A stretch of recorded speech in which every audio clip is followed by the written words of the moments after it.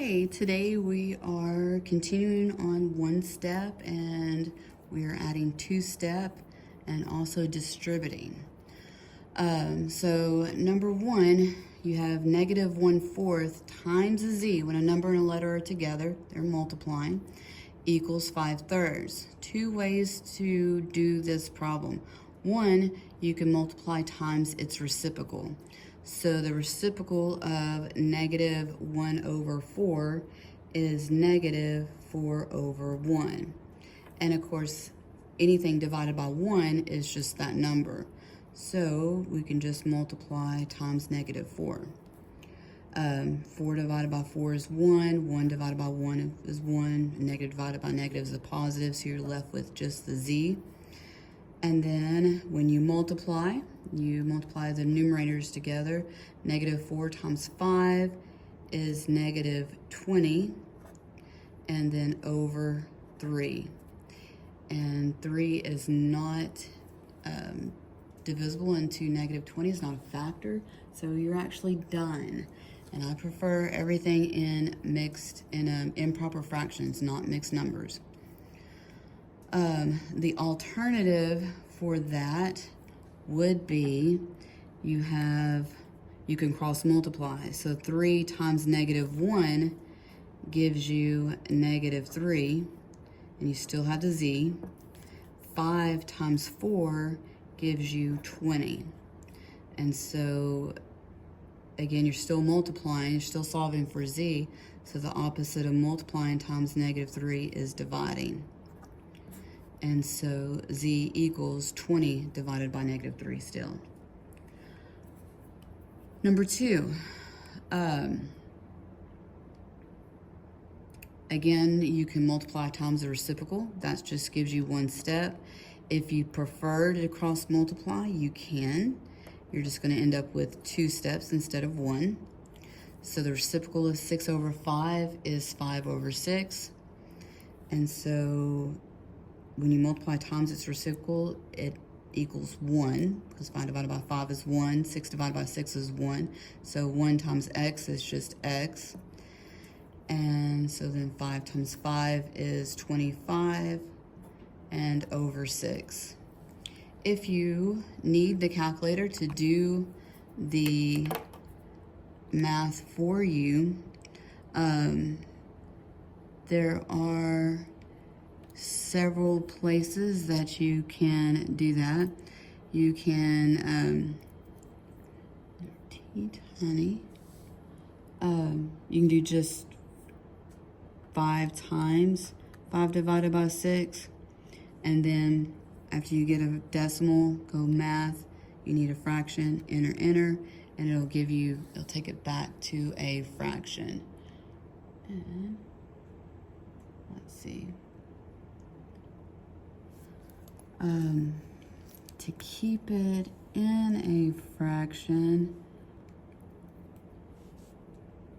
you can, it's not there, and alpha y equals, no, alpha y equals, there it is. Okay, so alpha y equals, you can get your fraction, so 5/6 and times 5. And again, it'll give you the same number. And there's another way to see that. I think it's in math. But so there's several ways to look for that. Okay. Number 3. Number 3, we're doing a 2-step problem. So actually it's probably 3. You have a negative and a negative. You don't need both. So a negative times a negative makes this a positive. So you no longer have the 2 negatives, it's just a positive. So then the opposite of a positive 19 is a negative 19. Whatever you do to one side, you do to the other. And this is why I encourage y'all to show your work today when you were doing just the basic 1-step, so that you can do the multi-step. So 26 minus 19 gives you 7. And here, because there is nothing on the top except for the variable, I would cross multiply. It's just one step. So negative 6 times 7 gives you negative 42, and that equals z. And so you should be able to plug that in.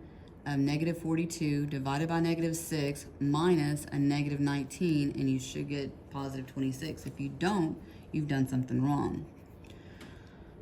Okay, so 4 and 5, practice distributing. So we are going to distribute. Distribute means to multiply. So 3 times negative 10 is negative 30. And 3 times 6 is 18, so 18x. So you got to remember to multiply it to everything. 5 6 times 30. And so just a quick note for reminding you how to multiply fractions. When you have, when 6, the denominator can go in the numerator, you can actually simplify. So 30 divided by 6 happens to equal 5. So 5 times 5 is 25. So 5 6 times 30 is 25x. And remember, 5 6 is less than 1. 1, you would have 6 over 6. So you know your number is going to get smaller. If it doesn't, you've done something wrong. And then you do the same thing with 24. So 24 divided by 6 is 4, and 4 times 5 is 20. If you cannot do fractions in your head, then of course use your calculator. Number 6. This is a plus sign, so we don't have two negatives this time, but we do need to get rid of that negative 13. So the opposite of negative 13 is a positive 13. Whatever you do to one side, you do to your other.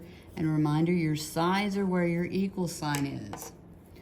So x to the negative 5 divided by negative 5 comes down, equal sign comes down, and then 2 plus 13 is 15.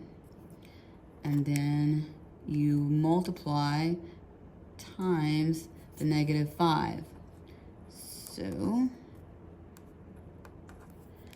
and, because that's what you're dividing by.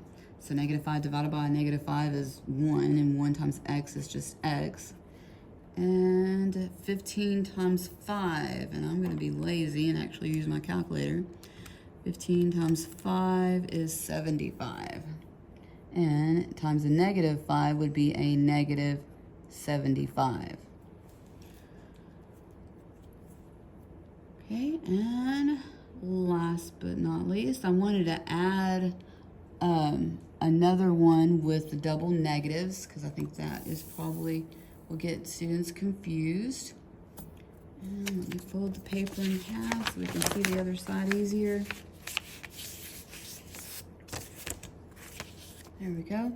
So again, negative and negative make that a positive, but we're still going to do the opposite, so we're actually going to subtract the 17. Whatever you do to one side, you do to the other. And again, the sides are where the equal sign is. And 12 minus 17 is negative 5. And because you subtract and take the sign of a larger number. And then the W over negative 11 comes down, and the equal sign comes down. And again, since W is by itself, I'm going to cross multiply. So negative 5 times negative 11 give you a positive 55.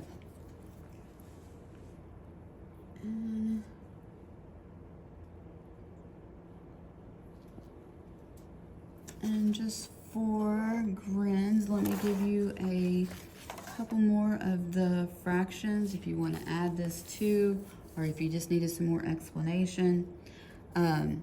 Again, two ways to do these problems. You can multiply times its reciprocal, or cross multiply. Most of the time I will multiply times its reciprocal, and the reciprocal means that you flip it. And so that's 4 times negative 3, and so The 4's go away. Negative 3 goes away. W comes down. And 4 times negative 4 is negative 16 over negative 3. And so you can't leave the two negatives. So a negative divided by a negative makes a positive. So your final answer that you're going to put in is 16 over 3. And we will do just number 2 real quick. This one I'm going to do the reciprocal again. Actually, we'll just do cross multiply. So the negative can be on the top number or the bottom number.